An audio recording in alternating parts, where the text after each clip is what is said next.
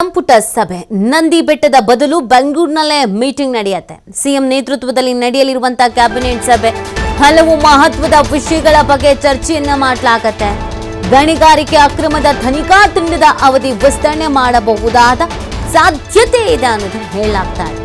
ತನಿಖೆ ನಡೆಸುತ್ತಿರುವಂತಹ ಲೋಕಾಯುಕ್ತ ವಿಶೇಷ ತಂಡಕ್ಕೆ ಮತ್ತೊಂದು ವರ್ಷ ಅವಧಿ ವಿಸ್ತರಣೆಗೆ ಒಪ್ಪಿಗೆಯನ್ನ ನೀಡಬಹುದು ಅಂತ ನಿರೀಕ್ಷಿಸಲಾಗ್ತಾ ಇದೆ.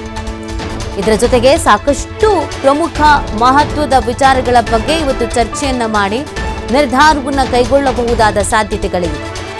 ಹಾಗಾಗಿ ಮಹತ್ವಕ್ಕೆ ಕಾರಣವಾಗ್ತಾ ಇದೆ ಈ ಕ್ಯಾಬಿನೆಟ್ ಮೀಟಿಂಗ್.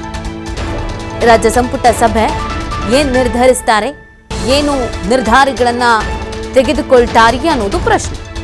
ಹಾಗಿದ್ರೆ ಯಾವೆಲ್ಲ ವಿಚಾರಗಳು ಚರ್ಚೆ ಆಗಬಹುದು? ಸಹಜವಾಗಿ ಈ ಪ್ರಶ್ನೆ ಅಂತೂ ಇದ್ದೇ ಇರತ್ತೆ.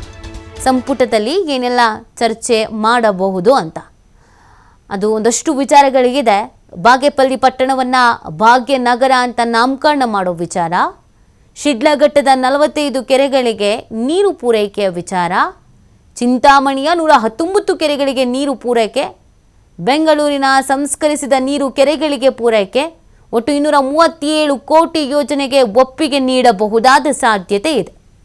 ಎತ್ತಿನಹೊಳೆ ಯೋಜನೆಗೆ ಭೂ ಸ್ವಾಧೀನ ಗೊಂದಲ, ಹಾಸನ ತುಮಕೂರಿನಲ್ಲಿ ಭೂ ಪರಿಹಾರದಲ್ಲಿ ಗೊಂದಲ, ಭೂ ಪರಿಹಾರ ನೀಡುವುದಕ್ಕೆ ಸರ್ಕಾರದ ಒಪ್ಪಿಗೆ ಇವತ್ತು ಸಿಗುತ್ತಾ ಸಿಗಲ್ವಾ ನೋಡಬೇಕು.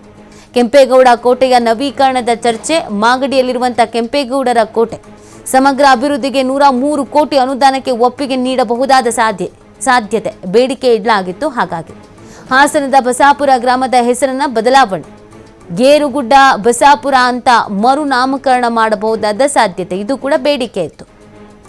ಹೊನ್ನಾವರದ ಸಮುದ್ರ ತೀರವನ್ನ ಅಪ್ಸರಕೊಂಡ ಅಂತ ನಾಮಕರಣ, ಮುಗಲಿ ಕಡಲ ವನ್ಯಜೀವಿ ಧಾಮ ಅಂತ ಘೋಷಣೆ, ಸುಮಾರು 5959 ಹೆಕ್ಟೇರ್ ಪ್ರದೇಶ ಈ ವ್ಯಾಪ್ತಿಗೆ, ವೇದಾವತಿ ನದಿಗೆ ಬ್ರಿಡ್ಜ್ ನಿರ್ಮಾಣಕ್ಕೆ ಕೂಡ ಒಪ್ಪಿಗೆ ನೀಡಬಹುದಾದ ಸಾಧ್ಯತೆ, ಬಹುವರ್ಷಗಳ ಬೇಡಿಕೆ.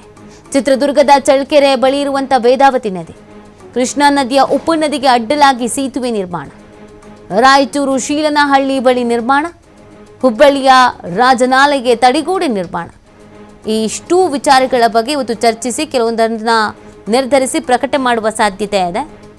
ಇನ್ನು ಕೆಲವೊಂದಷ್ಟನ್ನು ಮುಂದಕ್ಕೆ ಹಾಕಬಹುದು, ಮತ್ತೊಮ್ಮೆ ಚರ್ಚೆಯನ್ನು ಮಾಡಬಹುದು.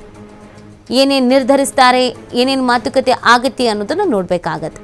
ನಂದಿ ಬೆಟ್ಟದಲ್ಲಿ ನಡೆಯುತ್ತೆ ಅನ್ನೋದನ್ನು ಹೇಳಲಾಗ್ತಾ ಇತ್ತು ಸಂಪುಟ ಸಭೆ, ಬಟ್ ಅದು ಚೇಂಜ್ ಆಗಿದೆ.